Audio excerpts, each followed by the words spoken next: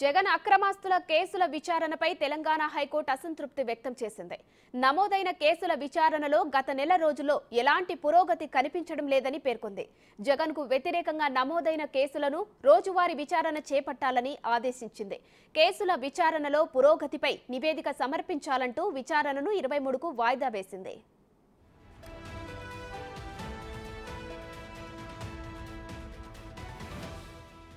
జగన్ అక్రమాస్తుల కేసుల విచారణను సత్వరం పూర్తి చేసేలా సిబిఐ కోర్టుకు ఆదేశాలు జారీ చేయాలని కోరుతూ హరిరామ జోగయ్య గత ఏడాది ప్రజా ప్రయోజన వ్యాజ్యం దాఖలు చేశారు.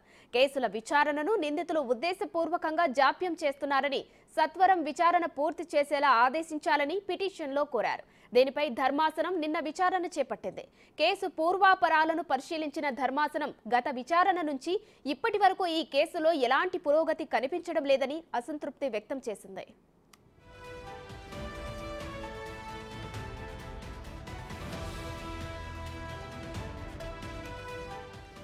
జగన్ అక్రమాస్తుల వ్యవహారంపై 11 సిబిఐ కేసులు, 9 ఎన్ఫోర్స్మెంట్ డైరెక్టరేట్ కేసులు విచారణలో ఉన్నాయి. ఈ కేసులో ప్రధాన నిందితులైన వైఎస్ జగన్మోహన్ రెడ్డి, విజయసాయి రెడ్డిలతో పాటు పలువురు నిందితులు దాదాపు 134 దాకా డిశ్చార్జి పిటిషన్లు దాఖలు చేశారు. వీటిపై 2 నెలల్లో విచారణ పూర్తి చేయాలంటూ గత ఏడాది డిసెంబర్ 15న హైకోర్టు ఆదేశాలు జారీ చేసింది.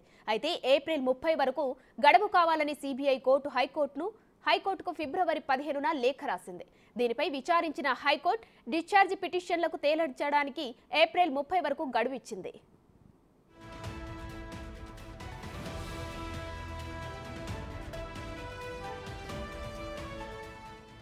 అయితే ఏప్రిల్ 19న భారీ ఎత్తున చేపట్టిన 47 మంది జడ్జీల బదిలీల్లో భాగంగా సిబిఐ ప్రధాన కోర్టు న్యాయమూర్తి కూడా బదిలీ అయ్యారు.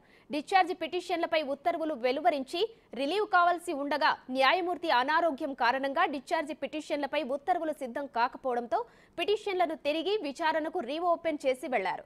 అనంతరం బాధ్యతలు స్వీకరించిన డాక్టర్ టి రఘురాం తాజాగా ఈ పిటిషన్లపై విచారణ మొదలుపెట్టారు. వారం రోజులుగా రోజు విడిచి రోజు వాదనలు కొనసాగుతున్నాయి. ప్రస్తుతం హైకోర్టు ఉత్తర్వులతో జగన్ కేసుల్లో విచారణ వేగం పుంజుకుంటుందని భావిస్తున్నారు.